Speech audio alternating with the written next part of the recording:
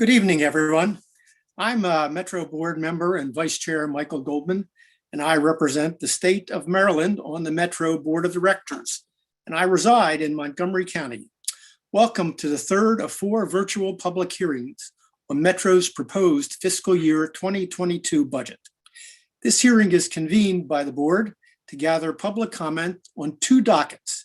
First, docket B21-01 on Metro's proposed fiscal year 2022 to 2027 capital improvement program and strategic plan, and second, docket B2102 on Metro's proposed FY22 operating budget and related service and fare proposals, as well as changes to parking rates at some Prince George's County stations.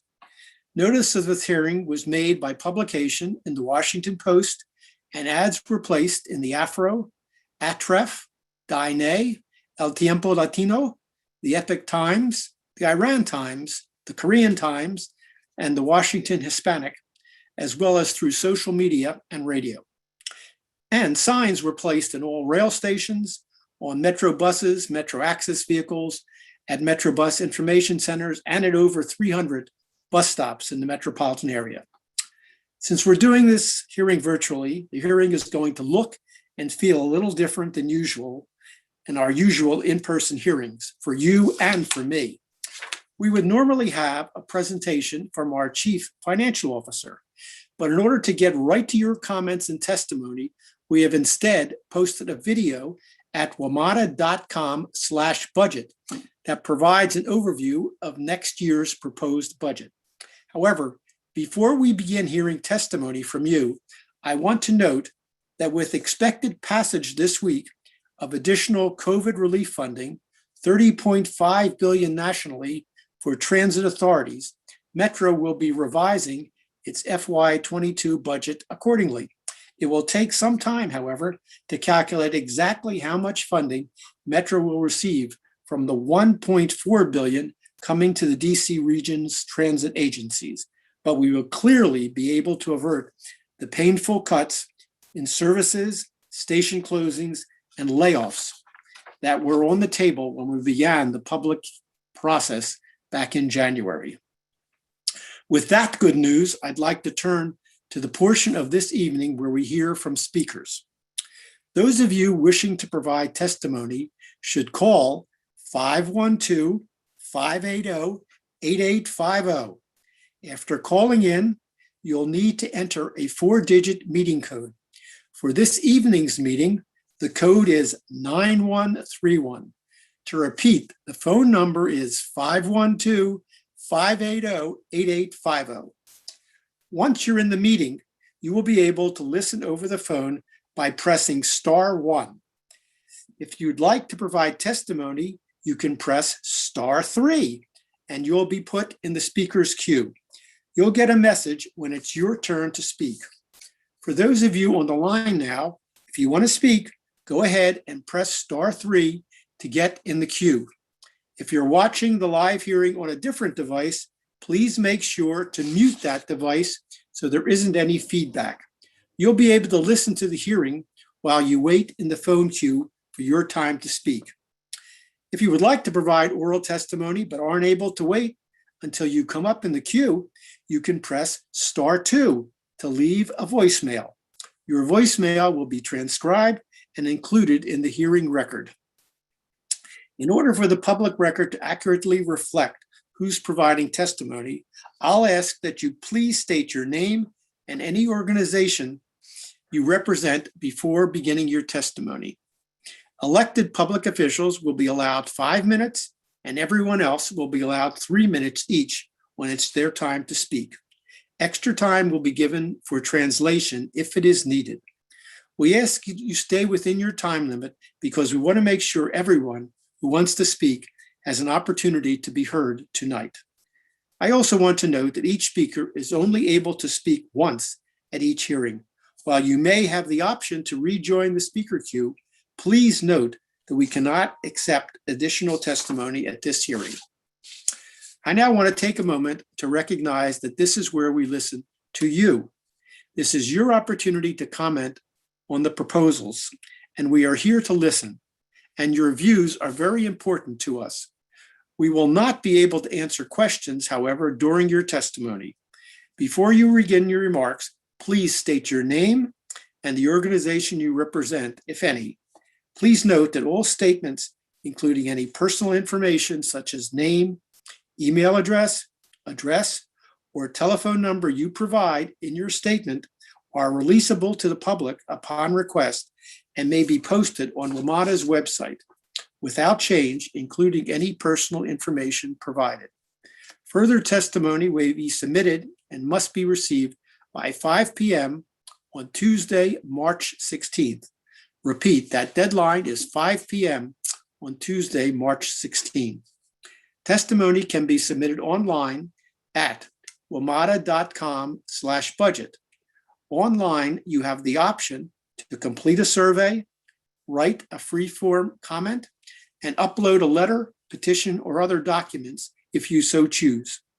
You can also mail testimony to Office of the Secretary, WMATA, 600 5th Street Northwest, Washington, D.C., zip 20001.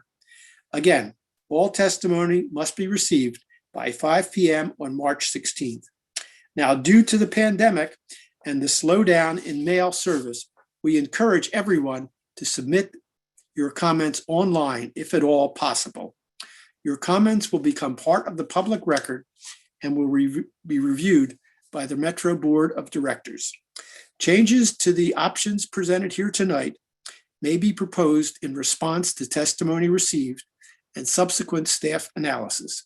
And now it's time to call the first witness. As a reminder, please tell us your name and any organization you represent before you start speaking. We have an elected official who is first in the queue, and therefore first up tonight will be Montgomery County Councilman Andrew Friedson. Andrew, welcome to the Metro Board. Thank you so much. Appreciate the opportunity to join you, Mr. Goldman, and members of the WMATA Board of Directors. I appreciate this opportunity to address the severe impacts of the proposal to close the Grosvenor Strathmore Station, to reintroduce the Red Line turnback, and to eliminate bus service along Connecticut Avenue via the L8 line and River Road via the T2 line, which would have a significantly detrimental impact on constituents I represent on the Montgomery County Council in District 1.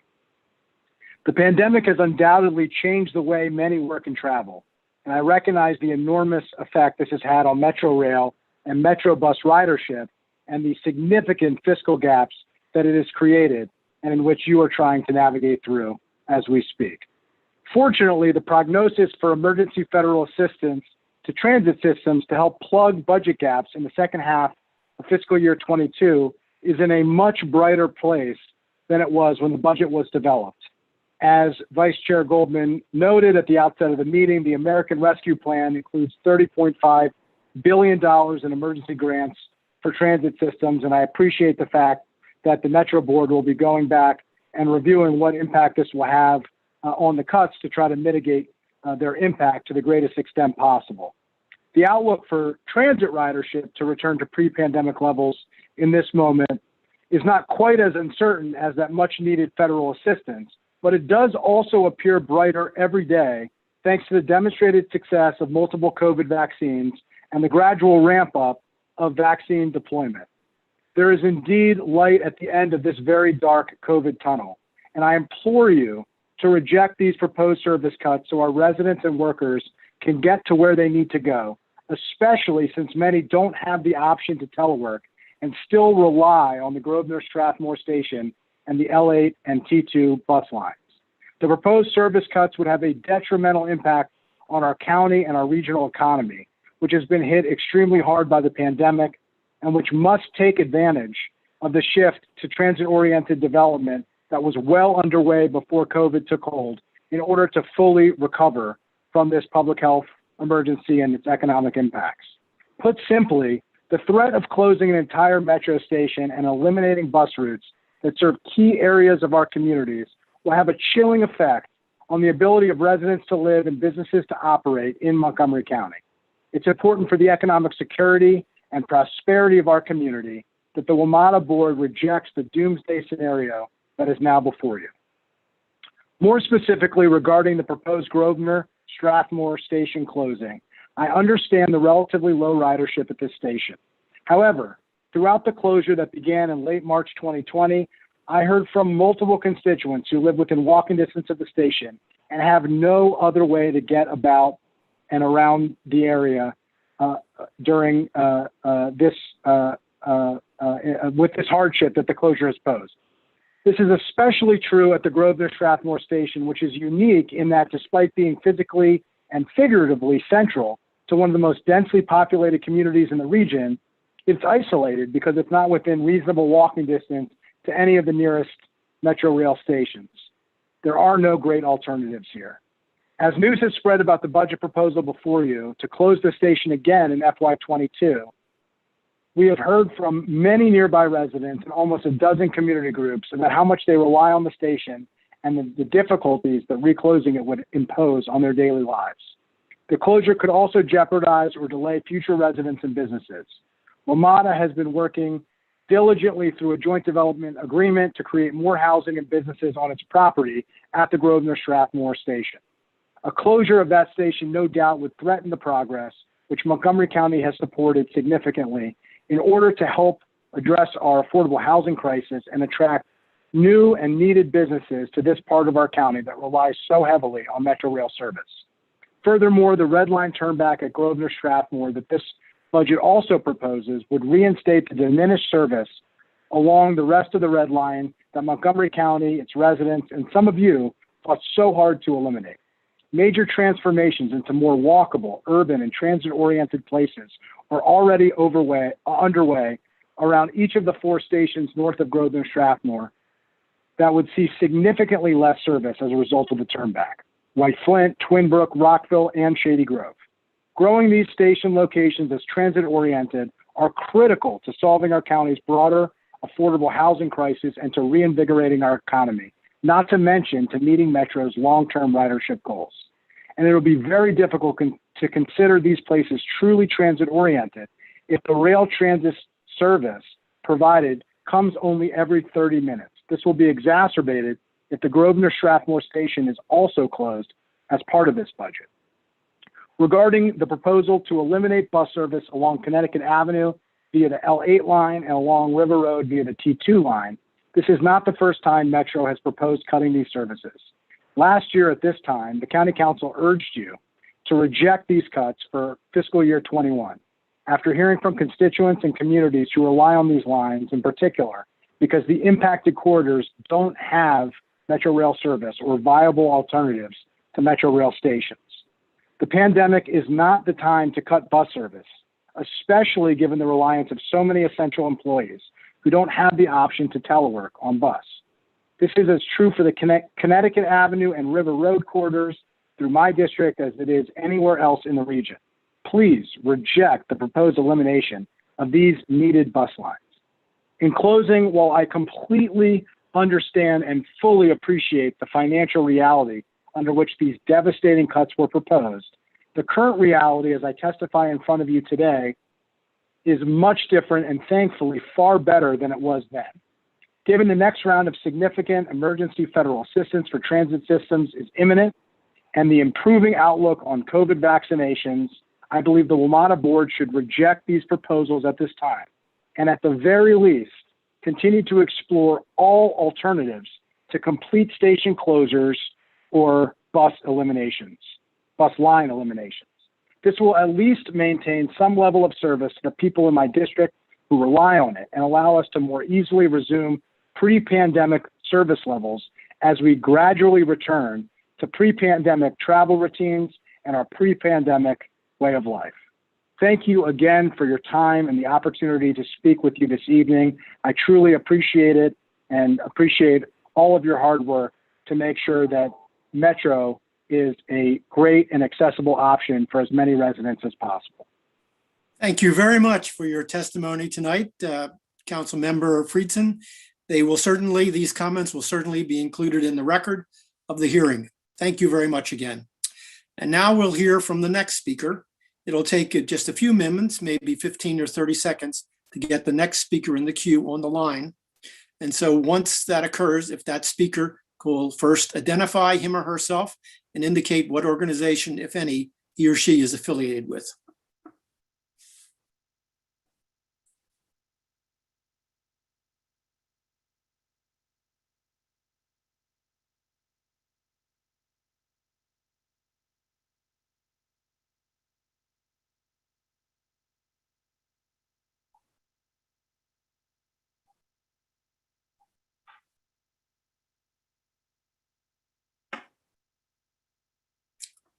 Stand by, all those in the audience. There's nothing wrong with your system. This is just the delay that's incumbent in this system until the next speaker comes online.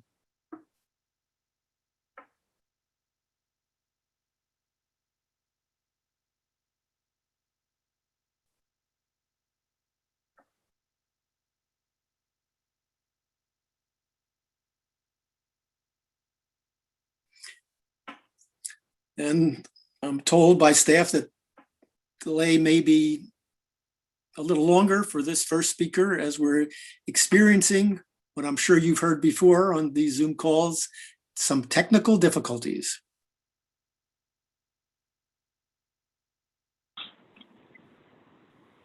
Hi, can everyone hear me? Yes, I think please, I'm the next speaker. Okay. please identify yourself and any organization you're representing Yes. tonight. Yes, sorry about that. Hi, my name is Katherine Chin.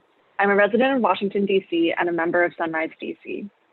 As a young woman of color, I rely heavily on public transportation to move around the city, to get to my place of work, and to access medical services. I am deeply disappointed that WMATA is planning to implement such severe service cuts, which will impact vulnerable communities and their ability to access essential services and resources at a time of great need and precarity. I hope that the potential federal assistance referenced earlier means the WMATA board is able to forego all of these proposed service cuts, but if choices still need to be made, I urge the board to consider the racial and socioeconomic impacts of closing metro stations and bus lines down completely. I firmly believe that public transportation is a right, not a commodity, as the fundamental infrastructure that underlies human mobility and access to essential services. For those who lack other means, public transportation is a lifeline that offers access to employment, food, and public life. Cutting metro stations and bus lines, especially based purely on metrics of demand, is a policy decision that will inherently yield racial and socioeconomic inequities. Public transportation, WMATA included, is used by predominantly lower income, immigrant, and communities of color. These are the very same communities that have been hardest hit by the COVID-19 pandemic and are disproportionately represented as workers in sectors deemed essential services. The proposed service cuts will therefore impact access to food, medical services, work, and other vital resources for the most vulnerable communities in our city. I understand that these are uncertain times for WMATA and its budget. I assure you that the very same uncertainty is felt 1,000-fold by its riders.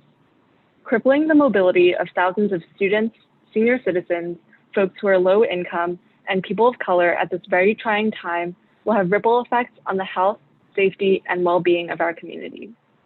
If anything, this pandemic has brought to light how important public services, including public transportation, are to our society. Economic and financial considerations are important, but not more so than public health. We need to come together and invest in public goods and the well-being of our community. It is not the time for sustained austerity measures, which only leaves privatism and people to fight for themselves. We can have a more collective, livable, and accessible society that starts with hearing the needs of our community, taking racial and socioeconomic inequalities into account, and investing in basic needs for the underserved. So many of us depend on WMATA, and so I urge you to please reconsider your planned service cuts and, echoing thoughts heard earlier, the impacts of closing metro stations completely and bus lines completely. Thank you for your time. Thank you, Ms. Chen, for your testimony tonight. It will be included in the record of this hearing. And now we'll hear from the next speaker. Again, it may take some 15 or 30 seconds for us to get the next speaker in the queue on the line. So please, if you're listening on the phone at this time, you can press *3 to be put in the speaker's queue, and *2 if you want to leave testimony in a voicemail.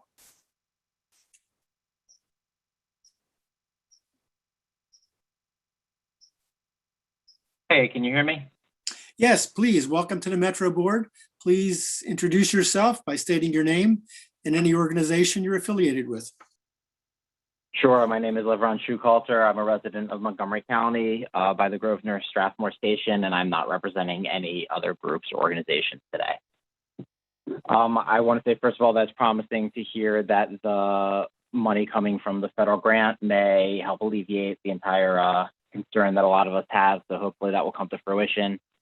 In addition, I just wanted to say that closing the Grosvenor Strathmore Metro would be catastrophic to the residents of the area. While I understand that budget constraints may require a change in service hours, parking fees, fare fees, and the number of trains in service, those opportunities must be completely leveraged instead of closing the station.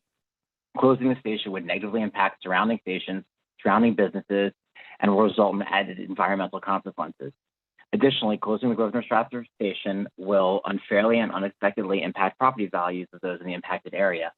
The Grosvenor Station is crucial for many people, including myself, to get to work, entertainment, and responsibly and safely commute around the DMV area. I implore WMATA to reject the closure of the station for the good of the county and its residents. Thank you. Thank you very much, sir, for your testimony. These comments will be included in the record. So now we'll hear from the next speaker. And again, it will take a few minutes for us to get the next speaker in the queue on a line to testify.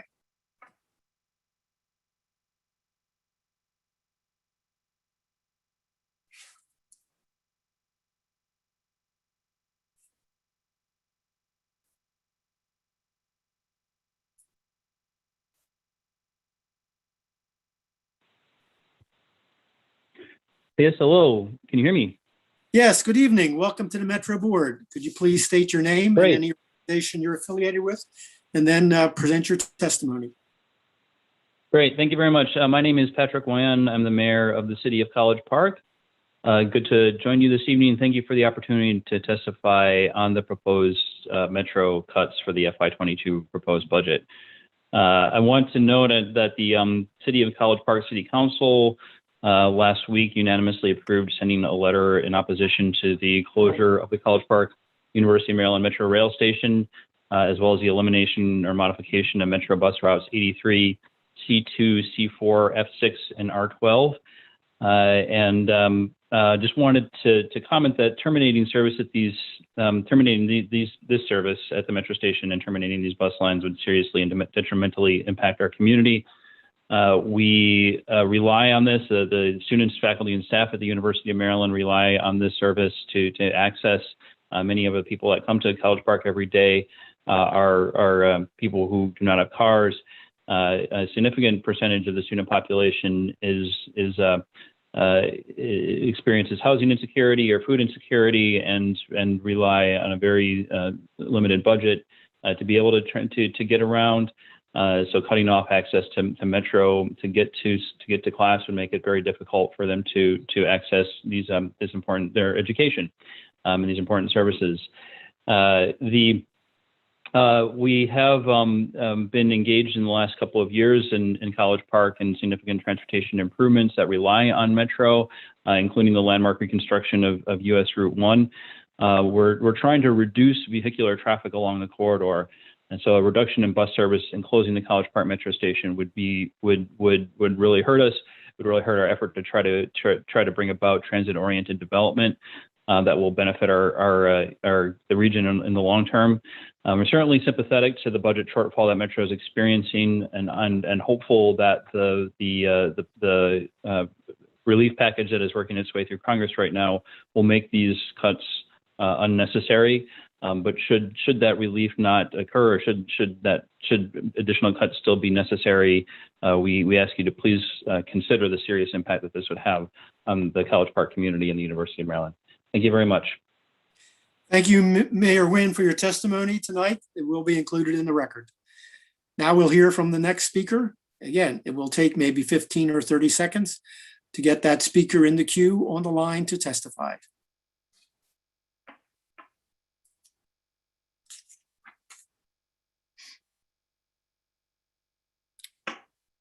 Again, if you're listening, you can press *3 to be put in the speaker's queue, and *2 if you want to leave your testimony in a voicemail.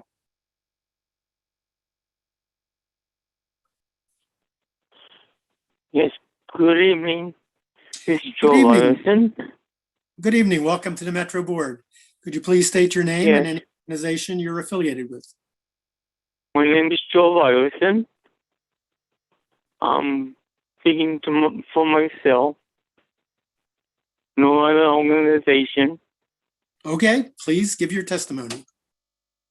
My email address is superfan@comcast.net. My phone number is 301-366-7066. I've been a loyal Metro customer for 42 years, and I have been going through a lot of elimination for these bus routes, which I don't like at all. I don't know if the option if I have to catch a bus on Sundays, either going to church or going to work or anything else, because there won't be no Sunday buses up on. I live in Prince George's County, and they're very the bus service is not too good. And if you eliminate the buses that we have, I won't be able to get around. And the bus, or county bus, the buses don't have no Sunday service, and they just started November 7th for the Saturday schedule, and you only had 13 routes. But the Metro is more better than the other bus service, because they'll be okay to run. Because if you eliminate the bus service, you won't have no way to get around on the Sunday. And the bus only has 13 routes on a weekend, on Saturday. But they don't have no Sunday service on Sundays. I don't know how they're going to do that, because there's no way we can get around on the week, on Sunday especially. And Saturday is okay. And some of them I like to go downtown, and I can't do it now because of the COVID-19. But I use a lot of the bus service, and I have an issue with my tablet. I couldn't get the survey on my comments because it kept on disappearing. I keep on moving around and keeps on disappearing. So I don't know if I can do that survey at this time. Maybe I'll do it later. I'm so upset. I don't like this proposal at all. And I hope if you get a chance, I called Denise's old phone number. I know she left Metro. I left a message telling if there's any way I can receive the transcript for the night's meeting, so I can see what everybody's talking about, because I might have to leave. Hello? Yes, please. Still there? Still here, but Okay. please try and finish your testimony, because you're reaching Okay, the 3-minute limit. what am I going to say? Oh, yeah, the testimony transcription.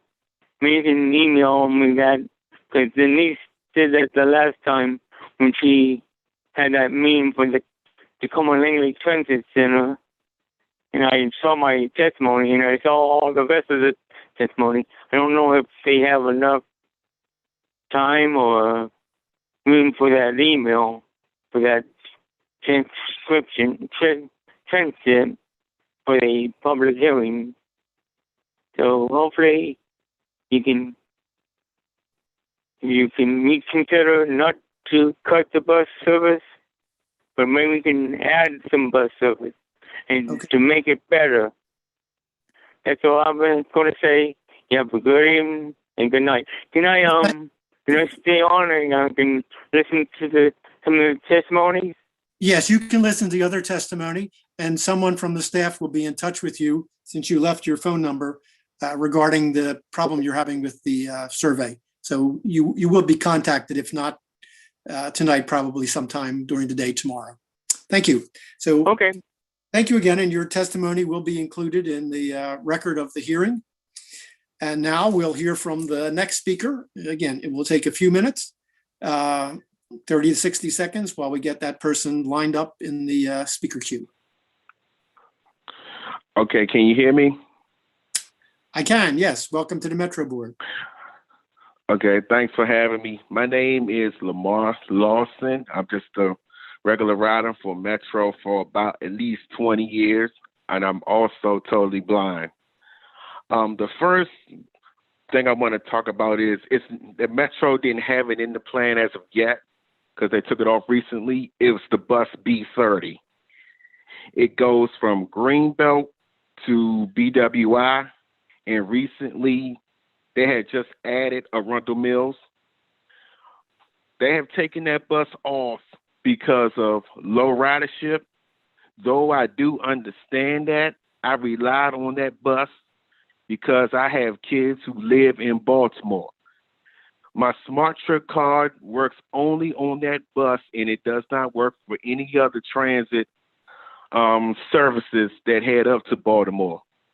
And to make matters worse, coming back from the airport, there is no bus that goes straight to Greenbelt. You have to go all the way to Shady Grove Metro. Once again, Shady Grove from the airport, and it takes an hour. That's an hour out of the way. Then you have to get on the red line, ride an extra 30 minutes to go into town, and then get on your next train. And that is inconvenience to go all the way out the way, and you have a station that's not that far away. So whatever you can do, please, please bring back that B30. Whether you want to run into Arundel Mills or not, don't care. I need that bus. Secondly, we'll talk about the D14. They're talking about cutting that. My stop is off of 210, and it's on Indian Head Highway and Seneca Drive. 210 can be dangerous, and because I'm totally blind, I have to cross 210. And the D14 also is the only bus that goes down 210 on the weekend. The P18 and others are not even running. So if they're going to put these budget changes, please at least leave one bus that goes down 210 on the weekend. And I am also against the red line turn back and even the yellow line turn back, because it's bad enough we have to wait for the train to clear it across the track. And of course, recently Metro had just installed those signals to let the conductor know when it's time to go. We already delayed in itself. So I want to keep the yellow line the way that it is, Huntington and Greenbelt, and the red line, Shady Grove to Glenmont.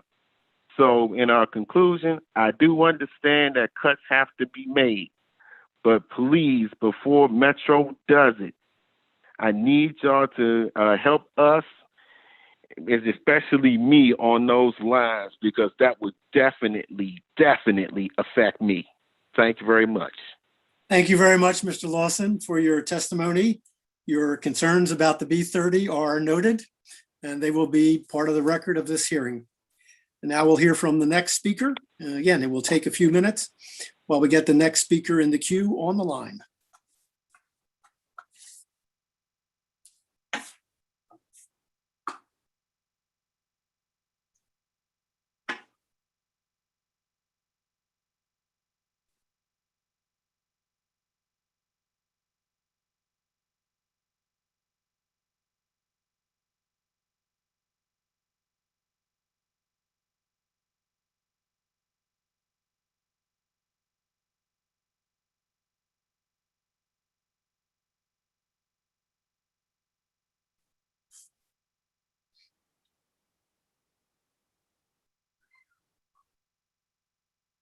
Again, stand by. There's nothing wrong with your device. We're just waiting for the next speaker to come online.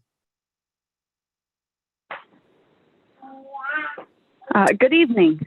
Good evening. Welcome to the Metro Board. Could you tell us your name and any organization that you're affiliated with?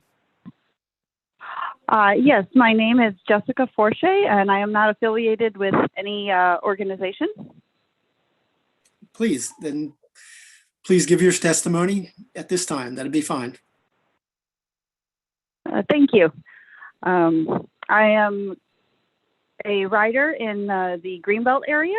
I am currently teleworking, and so I'm part of the reason you have low ridership on the bus lines. But I am concerned that if you eliminate buses due to the pandemic low ridership, that as the ridership is able to come back, that these buses will not be returned to service. I would say that I use the G12 normally when I do commute into the office regularly. And I would suggest that rather than eliminating G12 entirely, if you do have to eliminate the service temporarily, I would suggest there be a way to suspend the service rather than eliminating the routes entirely, so that when the ridership levels do come back and people begin going back into their offices and workplaces, that that there is a way for those routes to be reinstated as demand increases. I am hopeful that the funding you mentioned earlier means that you are not eliminating routes, as I would like to be able to continue using Metro once the offices open back up and I'm able to commute in. Thank you. Thank you, Ms. Forche, for your testimony. We will welcome you back as a Metro rider once the pandemic ends. Your comments will be included in the testimony tonight for this hearing. And now we'll hear from our next speaker. Again, it will take a few minutes while we get that speaker lined up in the queue on the line. Hello. Hello, welcome to the Metro Board. Could you state your name and any organization that you're affiliated with before you begin your testimony tonight? Good evening, Mr. Goldman. Good evening.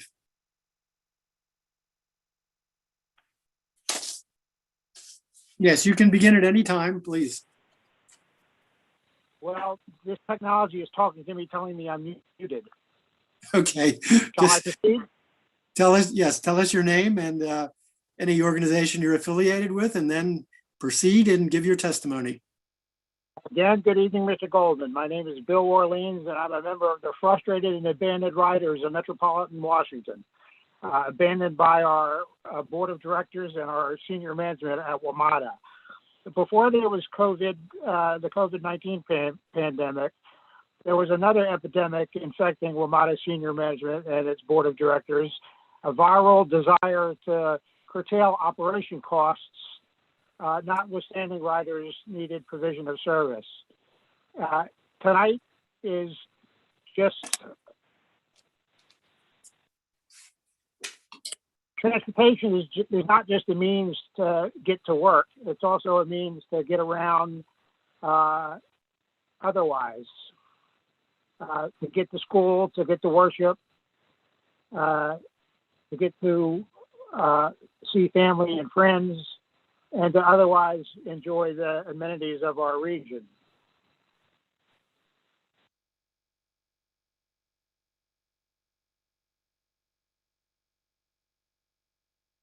Yeah.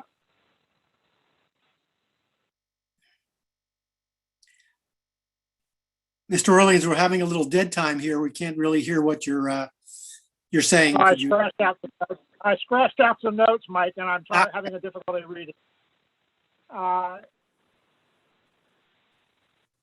With the end of our collective pandemic experience, the ridership numbers will return, even if not at the pre-pandemic level. Transit availability will still be required. With prior budgets and pre-pandemic, the desire to eliminate or reduce bus routes and potentially metro access service have been prominently featured in the general manager's proposal.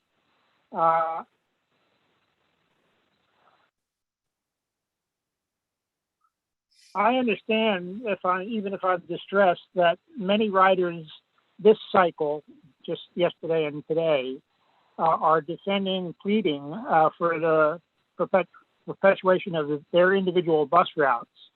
But we should all be demanding the preservation of all existing bus routes, not just the ones that we ride on. Indeed, we should be requiring the reclamation of all previously eliminated routes and for the expansion of bus service throughout the entirety of the transit zone. All of us presumably are going to be gratified by the federal dole that will be arriving soon. But regardless of that dole arriving, it's really the responsibility of our local jurisdictions. And here I'm pleading that they accept this responsibility to fund appropriately an expansion of rail and bus and paratransit service throughout the zone. I don't have much faith in the senior management of WMATA, nor unfortunately do I have much faith in the board of directors of WMATA, but I still hold you to that responsibility. Lastly, there was reference in the notice to these dockets and these hearings that the full docket would be available by calling the board secretary's office. And Mr. Goldman, the board secretary's office is not staffed. I've twice left my name and phone number and twice not received a callback. I presume I'm not the only one in the region who would like to see the entirety of the docket. Someone on the board should suggest to someone on staff that the board secretary's office tomorrow will be staffed and respond to telephone inquiries. Thank you very much. Thank you very much, Mr. Orleans. It's good to hear from you tonight. If you would like to just state your phone number, someone from the board secretary office will definitely call you back tomorrow and deal with your concern. So if that's not too much of an intrusion on your privacy, if you want to just state your phone number, we'll have that taken care of. Okay, sorry. Bill, if you'll just bring that to the board secretary's attention with a phone call in the morning with your phone number, they will return the call. Thank you. All right, that testimony from Mr. Orleans will be included in the record of the hearing. Now we'll hear from the next speaker, and as has been the case, it will take a little bit of time, 15 to 30 seconds, to line that next speaker up in the queue.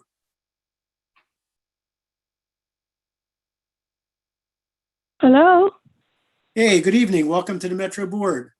Could you just state your name and any organization you're affiliated with, and then proceed to give your testimony tonight?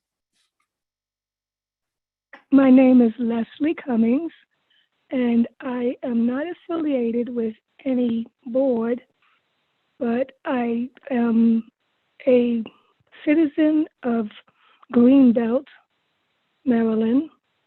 I am an elderly person who is still currently working, and my only means of getting to the metro stations have been the G14 route, Greenbelt to New Carrollton, and the G12 route to Greenbelt to New Carrollton.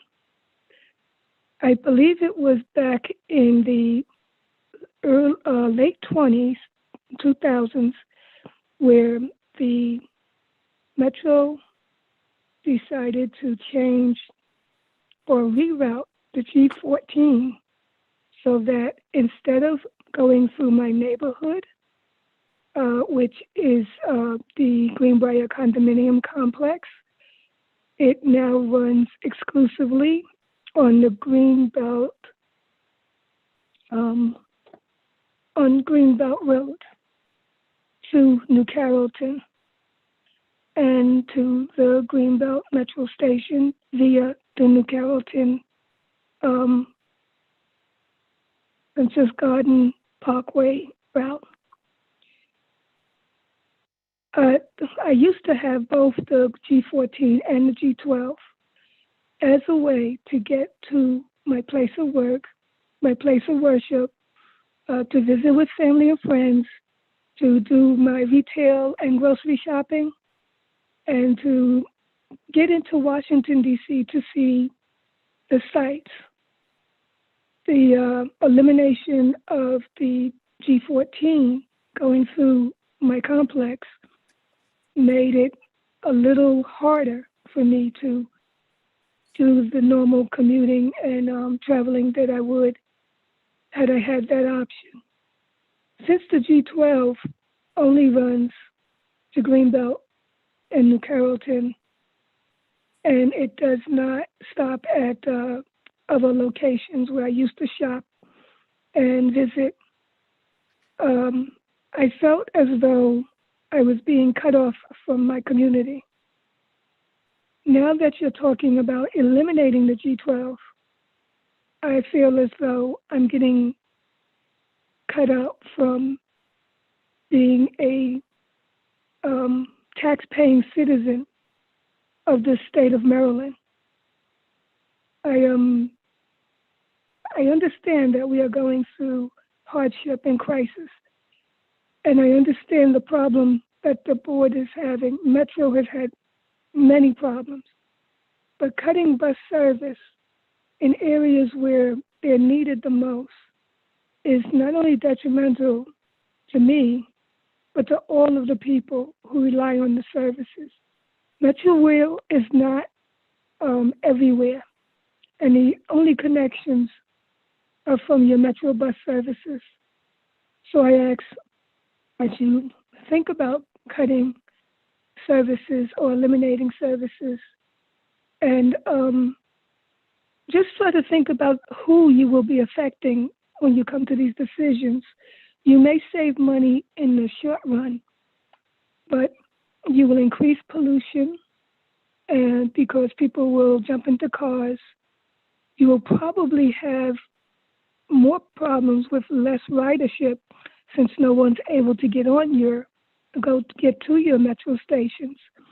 And you find yourself with a lot of competition from Lyft and Uber and other local means of transportation. And if you're trying to increase your budget outlays, fulfill your capital requirements, and build up your reserves, I believe that you're going backwards and not forward in achieving this goal. Thank you. Thank you, Mrs. Cummings. I appreciate your testimony tonight and your comments. We will certainly take that into account, and these comments will be included in the record of this hearing. And now we'll hear from our next speaker. Again, it will take 15 to 30 seconds while we get that person lined up as the next speaker in the queue.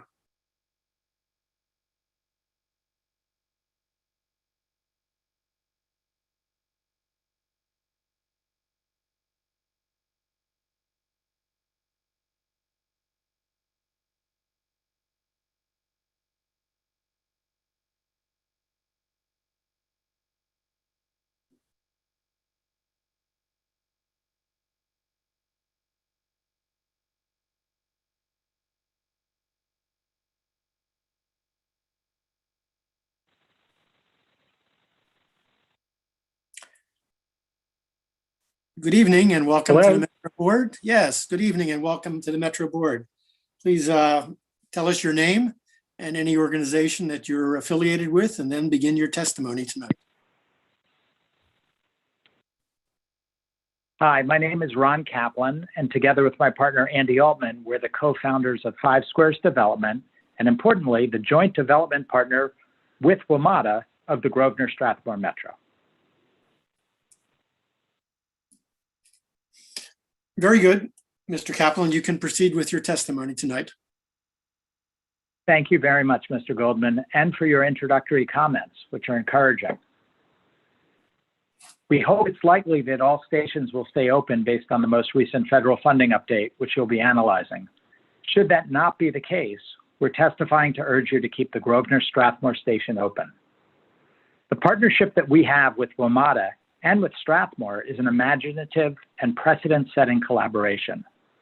WMATA, over the past 5 years, has held public hearings and expressed its commitment to the community to deliver an enhanced station experience with community-oriented cultural and retail spaces programmed by our extraordinary cultural partner, Strathmore Music Center.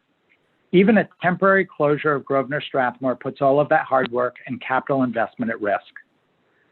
WMATA and Five Squares designed and built a 220-unit addition to the WMATA parking garage to accommodate the development. And I'm thrilled to announce, Mr. Goldman, just this month we'll complete the expansion. And thank you for all your support and effort with that. WMATA and the Montgomery County Park and Planning staff, the board, and the county council has spent years working with local citizens to assure that Grosvenor Strathmore Station becomes a model for bus and metro transit-oriented development.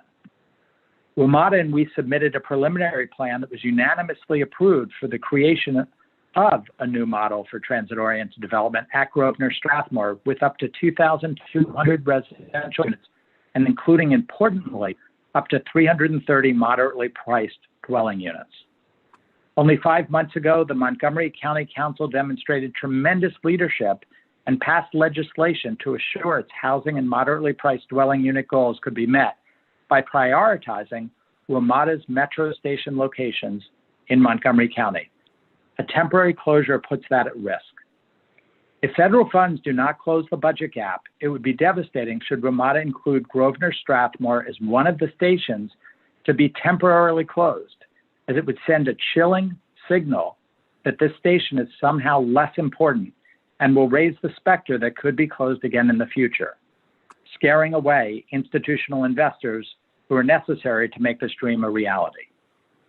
The extraordinary effort by WMATA in Montgomery County and Strathmore, as well as the tens of millions of dollars recently spent positioning the station to become a model for transit-oriented development and for the entire WMATA system, would be undermined by a temporary closure. We urge WMATA to reinforce the message it has been making for the past 5 years by its time, effort, community meetings, and financial prioritization that Grosvenor Strathmore remains a key station for the future of WMATA's plans. Thank you so much for holding this hearing, Mr. Goldman, and for your support. Thank you very much, Mr. Kaplan, for your testimony tonight. We do appreciate all that you're doing at Grosvenor Strathmore and wish you well. Thank you. And now we'll hear from our next speaker. Again, it will take 15 to 30 seconds while we line that person up in the queue to get on the line.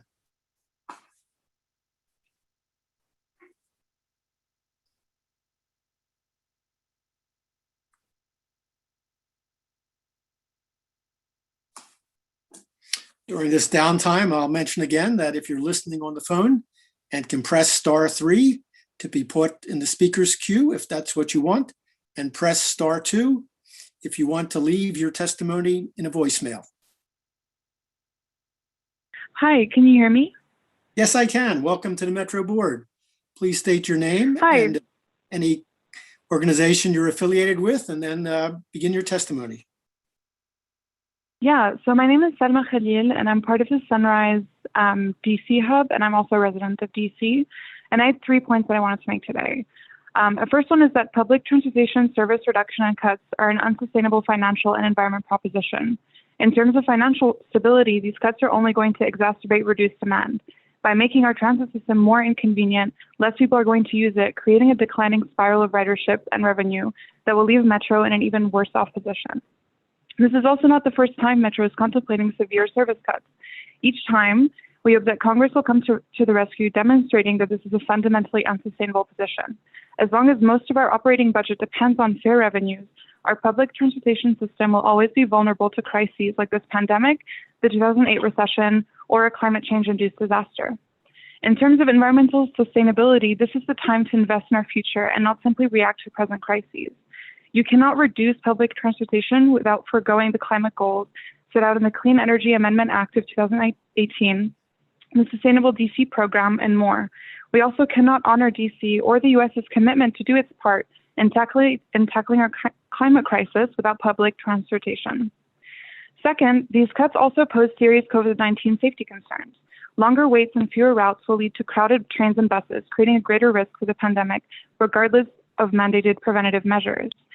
Given that those who regularly use public transportation are predominantly low-income, people of color, and immigrant communities, the increase in COVID-19 risk on the rail and bus systems is a significant equity concern. Finally, and most importantly, people of color, low-income, disabled, elderly, and other marginalized communities rely on these services to move within our city. Service cuts that are purely informed by demand levels overlook the real differences in need for public transportation. I've collected some census data to further illustrate this. For Metro, if you close the Federal Center Southwest stop, it will affect a very low-income area at 50% of median household income who cannot rely on other forms of transit. For bus, if you close the 8S line, it will depress over 33,000 residents who identify as Black, Indigenous, or as people of color. Also, limiting public transit access past 9 p.m. and on weekends will affect DMV residents who work non-traditional hours, a population made of mostly Black, Latinx, and low-income individuals. The takeaway here is that demand-based service cuts do not capture the real equity impacts that come from WMATA's proposed changes. WMATA should reject this proposal, but if these service cuts are the only way to move forward, I then urge WMATA to look at the impact these cuts will have on people of color, low-income, disabled, and elderly people as the most important metric to inform your proposals.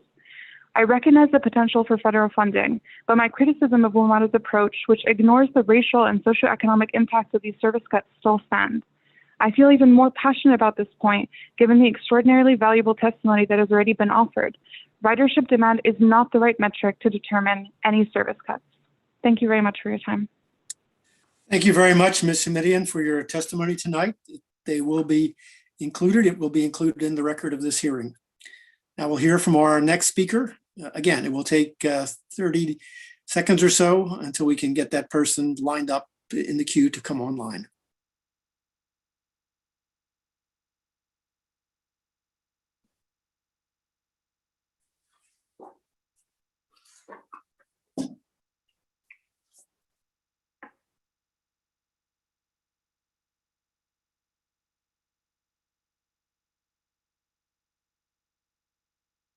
Hello? Good evening. Welcome to the Hello? Metro Board. Yes, you're online. Thank Please you. state your name and any organization that you're connected with, and then proceed to give your testimony. Hi, yes, my name is Initial Miller, and I'm a resident in Burtonsville, Maryland, as well as a person who utilizes the Metro Rail as well as the buses.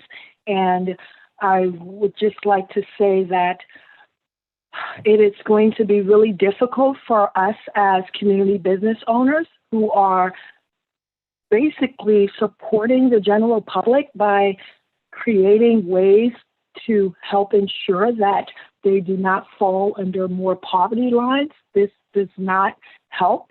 Also, it creates more poverty because you are removing over 2,500 staff. That will be really difficult. That will create more homelessness, as well as not allowing the Metro Rail to run every day and stopping the Metro Rail at 9 p.m. That creates loss of jobs. Closing the Metro stations, 22 stations in total, that will create really harsh conditions for low income as well as middle income families. I think it is not something that should even be put in suggestion during this time, regardless of the pre-pandemic levels of low ridership. It is already proven that transportation gets over 3 times the amount people who ride. They use that as a physical activity per day, and that leads to an overall happier community and an active, healthy community with neighbors. Thank you. My name is Initial Miller. Thank you. Thank you, Ms. Miller. Thank you again for your testimony tonight. It will be included in the record of this hearing. We'll hear from another speaker now, and we'll wait that 15 to 30 seconds until that person comes online.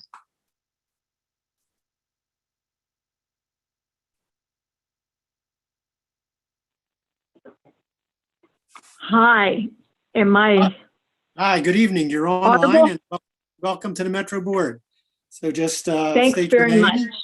and any Yep, organization you're affiliated with, and then proceed to give your testimony tonight. great. My name is Wendy Frosch, and I'm a resident of Grosvenor Park. I'm not affiliated with any specific organization. But the revitalization of American cities is really dependent on a robust public transportation system. And, you know, up to this point, by taking cars off the road, Metro has made the DC metropolitan area more livable by reducing traffic congestion and pollution. And it indirectly supports local businesses that are dependent on easy access for both their employees and their customers. And as we see a growing population living in more densely populated neighborhoods, we're also seeing more and more people giving up their private cars and relying on public transportation. And while there are services like Uber and Lyft, these alternatives are not a sustainable solution for those who need transportation to and from work on a daily basis. All that does is increase the disparities that some of the other speakers have talked about. Proposed in this new budget is the cessation of Metro services at 9 p.m. And it would surprise me if Metro administrators didn't understand that many people work second shifts. And getting home before 9 o'clock just isn't an option. Additionally, if we're looking at revitalizing our urban areas, a vibrant city nightlife would be destroyed if public transportation were to end at 9. That kind of cutback would endanger lives. It would put more individuals on the road in cars after having a little bit too much to drink. It would require more people to wait outdoors for other means of transportation. It's just an unfathomable suggestion to cut service at 9 o'clock. I moved to Grosvenor Park about 8 years ago because I was looking to live in an accessible urban environment. And I chose this neighborhood because it has great access to DC today via the Grosvenor Strathmore station. Prior to the pandemic, I used Metro regularly, and I hope to do so again in the not too distant future. Because I used it for work, I used it for recreation, for education, for entertainment. The proposed closure of the Grosvenor Strathmore station in particular, and I know we all have our own pet route or station, but it would seriously curtail not just my ability to get in and out of the city, but it would have a serious impact. I live in a residential neighborhood where there are a lot of government employees who travel out to Rockville or into DC or out to other parts of the DC metropolitan area. And it would really make their ability to reach their places of employment impossible.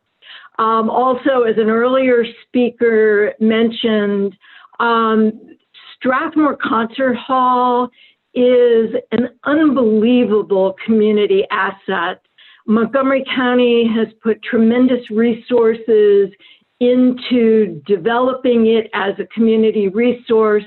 It serves the community with educational programs and art exhibits and concerts and other performances. And to shut down the station that allows people easy access to Strathmore is just unthinkable. And then forcing people, you know, you say, well, we can just move down the road to the next station. But getting to those other stations isn't exactly easy. And there's been a lot of effort and money put into the development of the Grosvenor Strathmore Station. All of the cars that park there currently would now be looking to park at other Metro stations, creating a problem and the need to expand services there. But worst of all, cutting back service makes Metro an unreliable source of transportation. The less accessible and routine Metro service is, the less people are going to use it, and you create a downward spiral that's going to result in additional cutbacks, closures, and fare increases down the road. We all endured the inconvenience of the overdue track work, and we're just getting into the groove of good Metro service again. I really have thought Metro was a great public transportation system. Significant investments have been made, and that you're proposing to throw all of that out at this point just is a bad idea. Thank you. Thank you. Thank you. You almost forced me to ask you to sum up. Well, thank you again, and your testimony will be included in the record of this hearing. Yours is a very famous name in Montgomery County and the state of Maryland, and I appreciate your taking the time out to join us and participate in this hearing tonight. Thank you again. So I'm told that there is no one else in the speaker's queue. I'm therefore going to make one last call for testimony from new speakers. If you haven't already spoken and would like to, please press *3 on your phone to be put in the speaker's queue. So we'll wait about 45 to 60 seconds to see if any new speakers come online, and then we'll proceed with the hearing. So be back in about 45 seconds.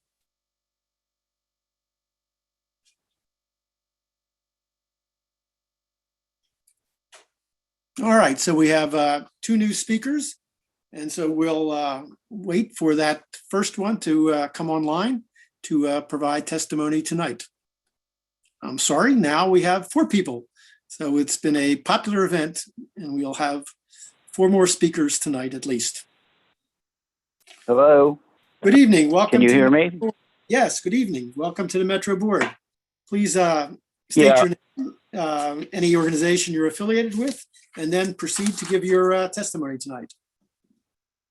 Thank you. My name's Alan Sternstein, and I'm speaking on behalf of and authorized to speak on behalf of the Maintenance Trust Association for Grosvenor Park. I'm the president of that board of trustees.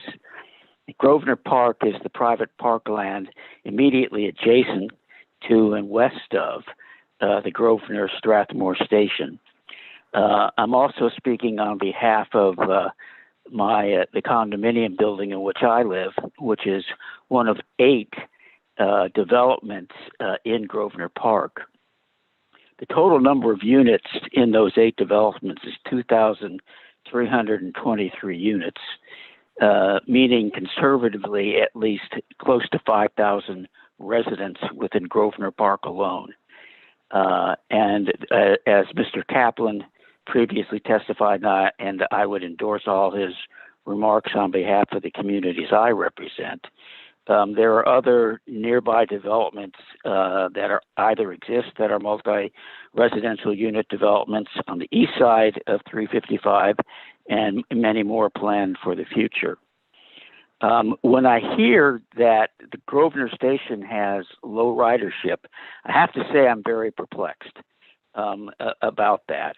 And the first thing I would like to know is where there is information that I could look at to see what warrants that description of the Grosvenor Station.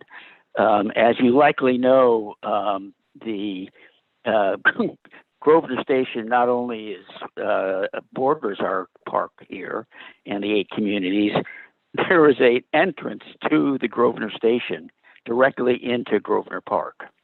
So the notion of closing that station strikes loudly among the people that I'm in contact with here, which is really the entire community, as something a bit bizarre, and there would certainly be potential political blowback from the 5,000 residents in this community were that station to be closed. It's why many residents in this community located here. It's why they purchased home here. The county, I know directly, has long encouraged and facilitated multi-unit development in the Grosvenor Park area. I participated on my behalf of my community in a residential development that I could look out my 11th floor window and seeing growing up. And part of the county's justification for the authorizations that the planning board provided this development were because of its desire to facilitate use of mass transit and development of communities near the metro. Madison Home Builders is in fact a major home builder in the DC area, and it is currently doing that development. And the access to Grosvenor Park and the metro in particular was a major factor in its undertaking the development here. Even more perplexing about the proposal is the considerable effort historically that by Doug Duncan and Elliot Van Steel and others that went into getting funding for and developing the Strathmore Arts Center, which frankly, as a performance venue per se, rivals the Kennedy Center. It doesn't exceed it in terms of acoustics and even beauty now. The Mr. county also considers. Sum up. We do try to keep everybody to one their other point. 3-minute limit. Sure. One other point. The county considers metro access as a significant factor in property valuation, and I would fully expect that if that Grosvenor station were closed, even with the prospect of it being reopened sometime in the future, it would precipitate a flood of requests for property revaluations in this area. Thank you for the opportunity to speak with you. Thank you, Mr. Sternstein, for your testimony tonight. Those comments will be included in the record of the hearing. We'll hear from our next speaker in a moment. As usual, it'll take a few minutes to line that person up.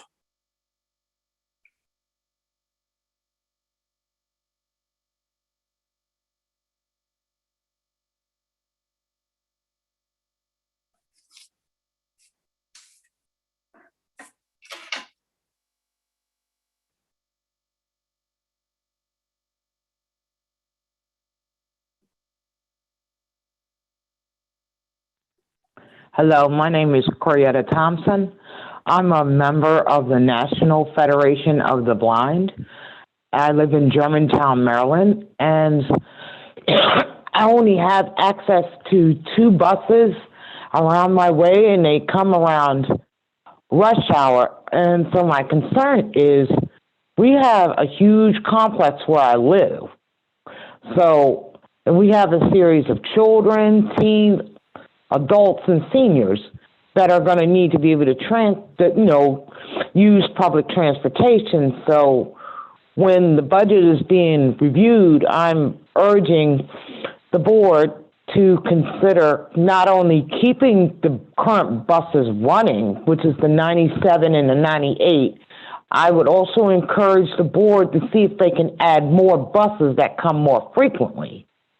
Everything we have to go to is not going to always be during rush hour. It will be before, during, and after. And so we're going to need to be able to go wherever we need to go at any designated time. And also, my next concern is that I'm totally blind with other multiple disabilities.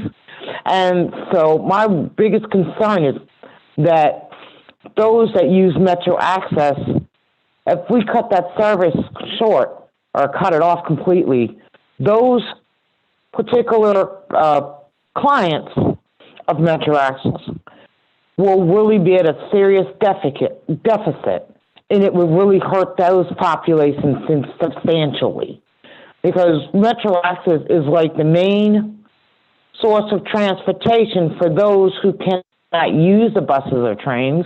Luckily, I'm able to use all of them, but there's times I can't use a bus or train and I would need to use Metro Access. And I wanted the board also with Metro Access to check on what's the deal with the prices. Why is sometimes the price is $4 to take a trip versus $6.50 or $7? I'm urging the board to really look at those fees and take into consideration. A lot of these people that use Metro Access are either unemployed, retired, or on a fixed income. So those fluctuating prices are very challenging too. I would like to see Metro Access have flat rates, like one price per trip or whatever, rather than having fluctuating prices. So, and that's my thing. Let's see if we can make this thing work where nobody's at a deficit, because we all need these services, whether we're disabled or not, and we all need to be able to keep our independence. Thank you so much for allowing my voice to be heard. Thank you very much, Mrs. Thompson, Ms. Thompson, for your testimony tonight. Those comments will be included in the record. We'll hear from our next speaker in 30 or 45 seconds as soon as we can get that person online.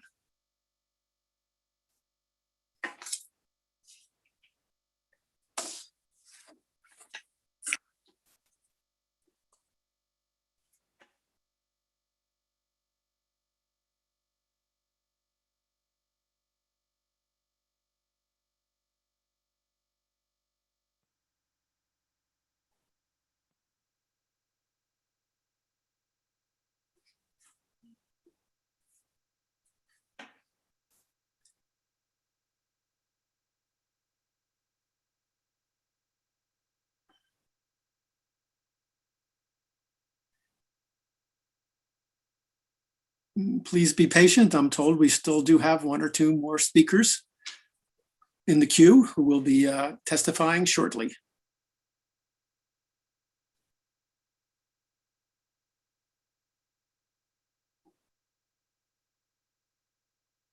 Hi, can you hear me?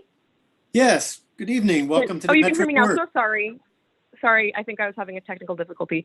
Yes, my name is Jenny Lee. I've been a resident for 10 years within walking distance of the Grosvenor Strathmore Center. And I'm calling to ask that you please don't close this station. I should say the Grosvenor Strathmore Station, not center. So I moved to this neighborhood 10 years ago, almost entirely because there was a metro station within walking distance. It was a sort of relatively affordable area that allowed me to get downtown to my job at the time. Before the pandemic, the Grosvenor Strathmore Station was the only way I could get downtown. It was the only way certain friends and family could visit me. And I understand if you need to reduce the frequency of service, or if Metro needs to reduce the frequency of service, I understand they need to balance the budget. I would be willing to take, for my personal purposes, even a train once an hour over the station closing entirely, especially if that, I mean, it would be nice if the frequency of rail service picked up again after the pandemic, and presumably ridership will increase again. But please don't close the station completely. I also wanted to briefly comment on the proposal to stop rail service at 9 p.m. I remember when it started stopping at 11 or 11:30 on certain days, and that made things difficult pre-pandemic. For me, I go downward. Before the pandemic, I would go downtown frequently, at least a couple of times a week, for meetings in the evening, and also for social things. It was sort of the rail line was my lifeline to the city, and board meetings as well as entertainment. So I really hope that that those are my two main issues. Please consider not closing the Grosvenor Strathmore Metro Station and not cutting rail service at 9 p.m. It's too early. Thank you, Ms. Lee, for your testimony. You've been very concise and to the point, and your comments will be included in the record. Okay, now we'll hear from our next speaker.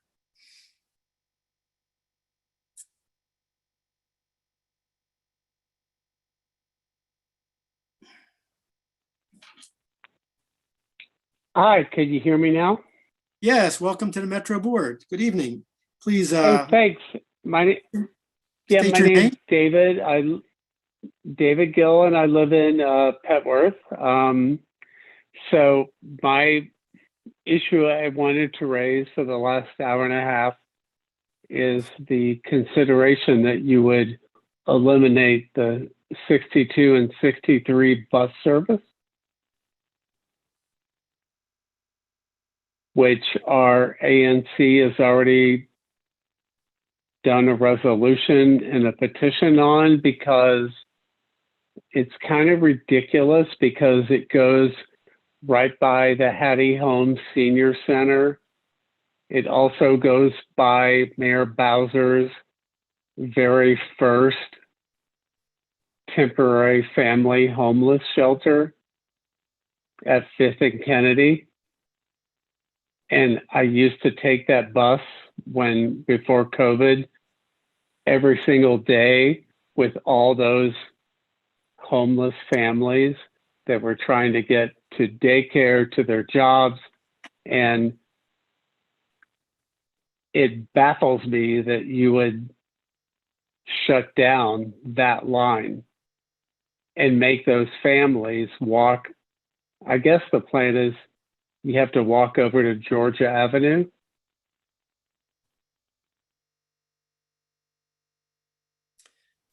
Yeah, Mr. Gill, I'm sorry, but I can't respond and engage in a colloquy with you on this issue. I'm just here to preside and take your testimony. Okay, but I'm just saying that it is ridiculous that you are considering shutting down the 62 and 63 bus line down 5th Street when you have, like I said, one of the major senior centers for the city, Hattie Holmes, and you have the mayor's signature transitional housing unit at 5th and Kennedy. That should not be on the chopping block. Thank you. I hear you loud and clear. Thank you, Mr. Gill, for Good. your. Yep. And thanks for listening. You're very welcome. Thank you. Have a good evening. All right. We've heard from Mr. Gill, and now we'll hear from the next speaker.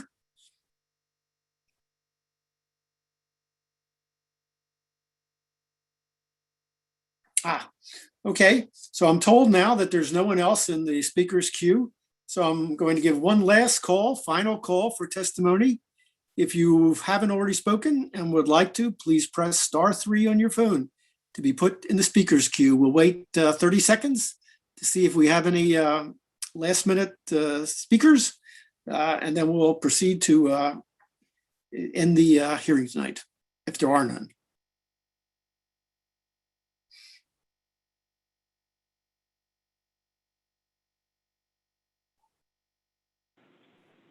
Hello, sir. My name is Pat Sheen. Can you hear me?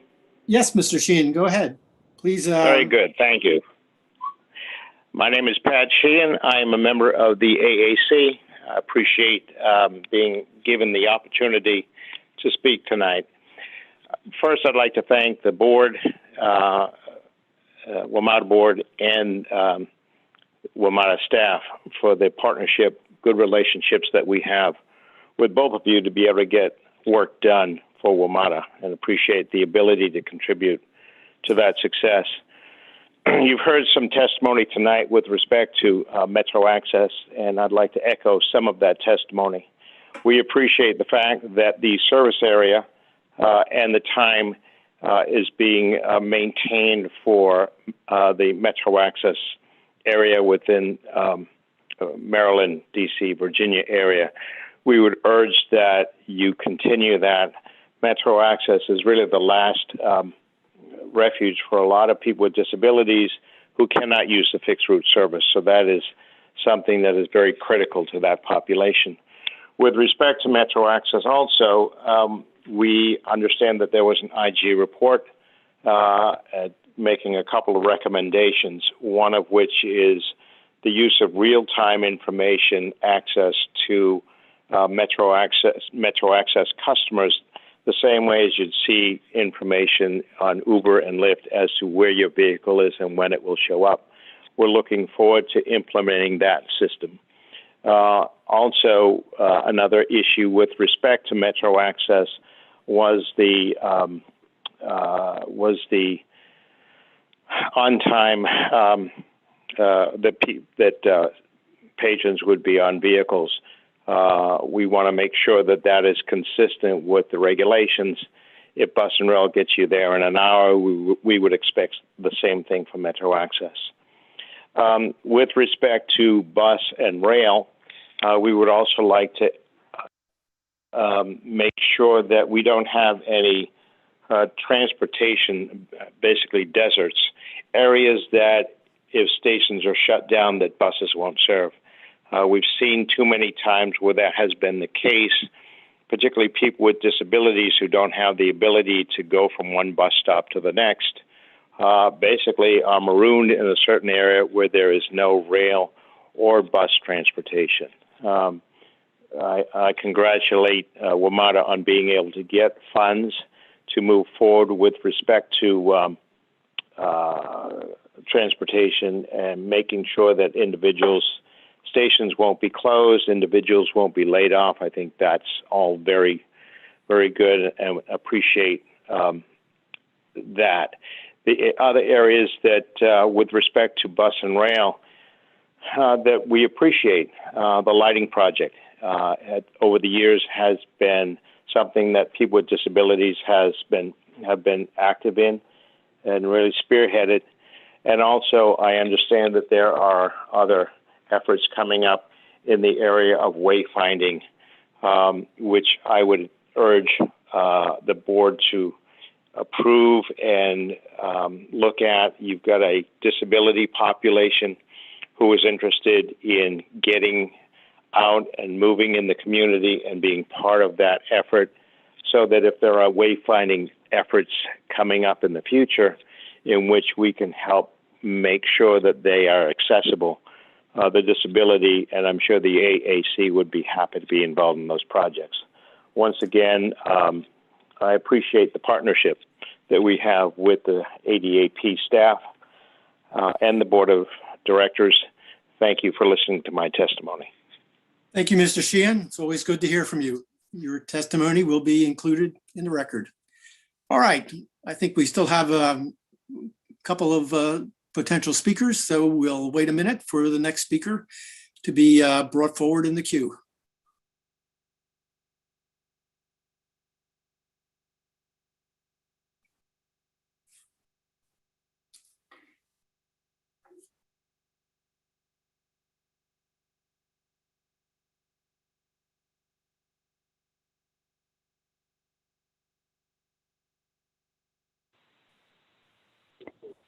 Hello. Hello, good evening. Hello. Welcome to the board. Please, Thank you. Can you hear me? I can hear you loud and clear. Everybody else can as well. Please state your name, any organization you're hello. My name is Anna Kazakova. I'm not affiliated with any organizations. So I'm very concerned about the possible closure of the Grosvenor-Strathmore metro station on Red Line.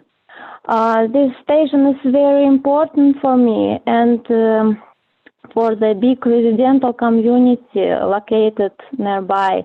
I'm a mother of 3 little children and I don't drive a car, so I'm totally dependent on the public transportation, and the direct access to the metro through the Grosvenor-Strathmore station, it is the only way for me to get to DC or Rockville or Bethesda or other locations, including bringing my kids to preschool.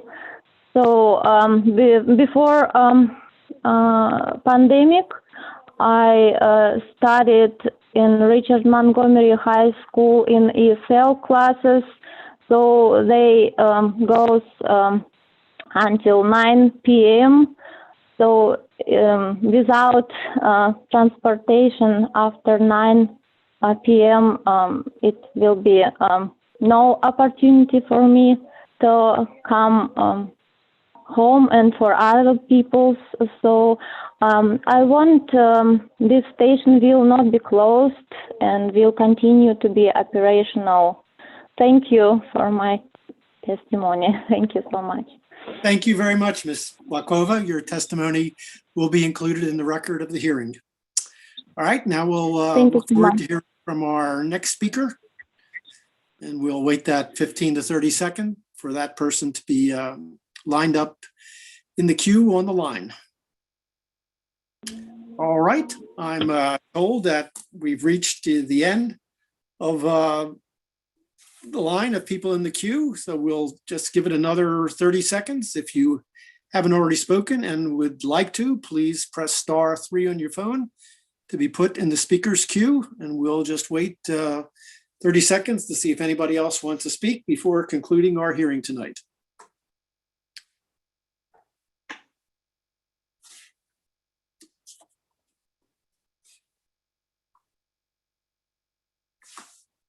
All right, so I believe that Ms. Wakova was our final speaker of the evening. And so the hearing, excuse me, is now concluded.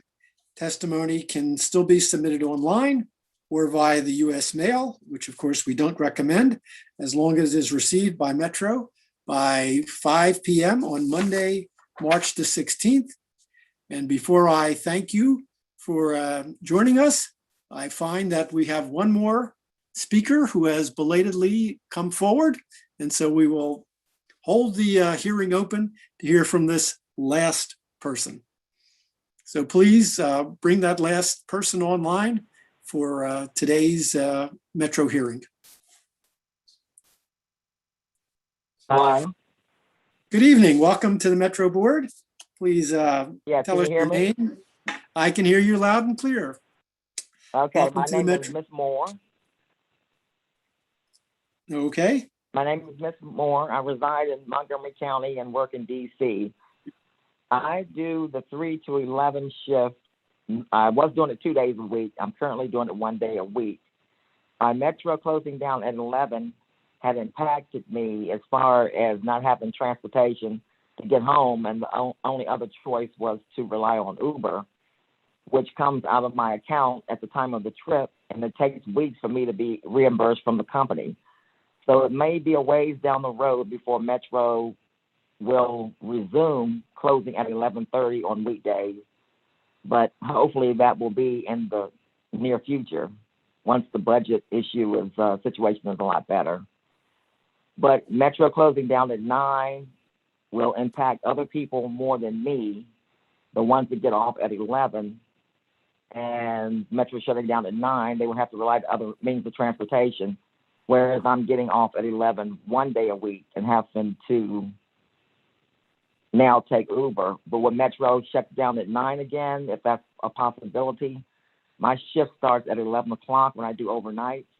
That means I would have to get to work 2 hours early and wait around before my shift starts at 11, like I had to do last year when Metro was closing down at 9. So hopefully things will be worked out where it won't be an inconvenience budget-wise on Metro and transportation-wise on the riders. Thank you for listening. Thank you, Ms. Moore, for your testimony tonight. That was definitely our last speaker, and this hearing is now concluded. As I said before, testimony can still be submitted online or via US mail, as long as it's received by 5 p.m. on Monday, March 16th. Thank you again for joining us and for taking time out on this beautiful March evening to provide testimony on Metro's budget for fiscal year 2022. Good evening.